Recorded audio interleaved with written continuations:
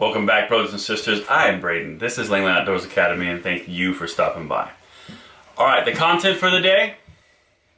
Where are we at? You know, I'll be honest, I thought when the anathema, the evil, the pure sulfur smell left the White House, everything would go back to normal and we'd all be fine and there'd be no more problems in the world. Well, interestingly enough, that's not quite the case. In fact, we're going to talk about that today. What's changing, what's staying the same, and what do we need to go, where do we need to go together to kind of weather the storm? And I'm going to give you a big hint. Self-reliance, that's what we need to do. But before I get into that, the newsletter, guys, like virtual high five, you guys are killing it. Over 2,000 people joined the newsletter last week alone. This newsletter is in the comments field below. You guys are getting the ammo links that I can find through my contacts. Anybody that I can find ammo through, deals that you guys need, mags, anything I can find, I put the links in the email. I shoot it your way. It's free. I don't ask for anything from it. I want you guys to be flushed, to prepare for things like this topic of this video because it's important. Sugar update. Right now I'm like at 243, 242, somewhere in there. So I'm kind of stagnant right at that 240 level. So pretty cool. I'm excited to see what we do when we incorporate working out going forward next month.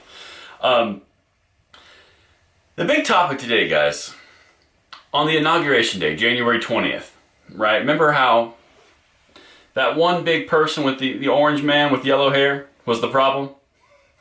Well, on Biden's inauguration day, 8 hours after he was inaugurated, there were riots in Portland and in Seattle. You can figure that out just by those cities. Now, the interesting thing is, the places that were ransacked, destroyed, and or defaced was the Oregon Democratic National Committee. So it was the Democratic Party of Oregon. What that shows, guys, this is not about one person. This is something that is a cultural movement. This is something that is aimed at America in general, not at an individual party. The destruction will be forced on whichever party. It does not matter. That's where we are. Unfortunately, that's where we are. Now, you stack that with the other things that we've got going on in the country right now. We have a pandemic going on that is shuttering businesses left and right. We're kind of forced to stay in place on a lot of different things. I'm not saying the political aspects of it, I'm just saying the objective facts of where we are. We have 110,000 restaurants and small businesses have been shut down in 2020. We have a 900,000, it was 900,000 people filed for first-time jobless claims last week. We're printing money by the trillions. This is a scenario where bad things have happened. If you look back in the past and back through history, every time a pandemic has occurred or some sort of major stressor, there's always going to be an upheaval, there's always going to be societal problems, there's always going to be an uptick in crime because it partners with an economic issue. So here's where we're at. We need to be self-reliant. Crime rates are going up in the cities, and pretty soon they're going to start going up elsewhere following the cities. At the same time, big police departments are being defunded. All right, again, not taking the politics into it. Those people elected those politicians, and they are making decisions for those people. That is on them. Where I live, we are not defunding the police.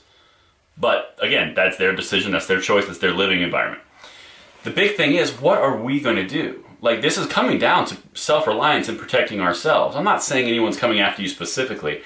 I'm just talking about it's now more dangerous to walk through a city at night. Not because of any one individual group, just because the data and the statistics are showing it is more dangerous. So how are you going to defend yourself?